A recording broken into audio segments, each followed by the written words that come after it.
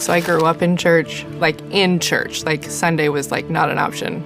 My connection with God was pretty much to make my father happy. It was like this mandatory thing that we had to pray about, we had to think about, we had to talk about. I knew I didn't have it all together. I knew that my family didn't have it all together, but we sure did walk it out as if we did. You did wrong and you know you did it. You know you did it. Say, I know I did it. I know I did it. You know what I mean? It was like that kind of experience. I go to church, I hang out with my church friends, I do all this, and then I go over here every once in a while to be who I really am. By 18, I was just done. I started stand-up comedy in '96. Every night was just, would be do the show, go get hammered.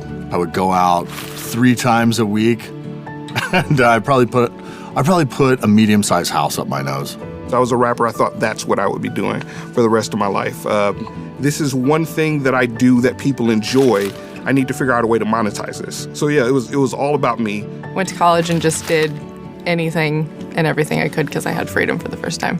I would sometimes pray to the God that I claimed to not believe existed.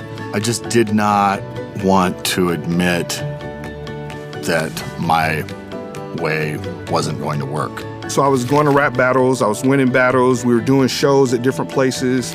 It seems like I had a room full of people that were cheering me on, but I was alone. I was actually the most depressed and the most alone that I had ever been because I'd left all of my family, everything that I knew, all of my friends behind. Things were caving in. The walls were moving in on me.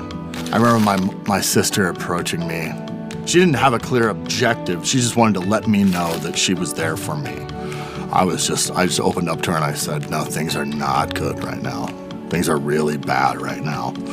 So I end up in jail. I'm thinking it's going to be a short-term thing overnight.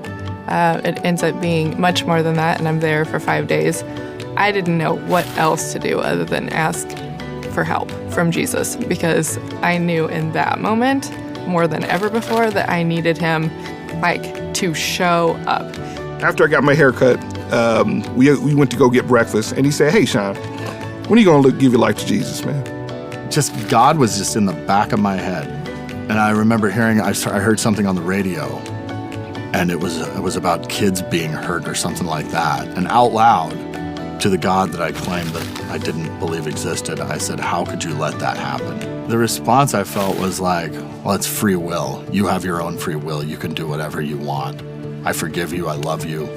I just felt an embrace, and I haven't been the same since.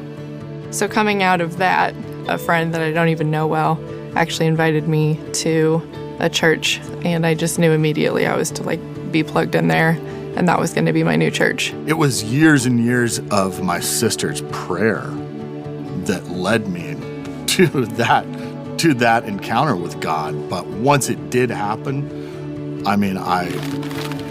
who wouldn't want to go to church every Sunday? It was the very first time in LA that I had real community, real friends. Here's the thought, and fear do not get caught. If you're feeling like you should really invite somebody and don't want to bring them to the party without the correct information, no interrogation, just say, please come. Don't be dumb, no matter where you're from. But this is what I know, that Jesus' love came for you and you can come for them and give a helping hand to woman and man. And then they'll understand when they feel the joy. And then they will see that their life is changed because Jesus came in and it's nothing strange.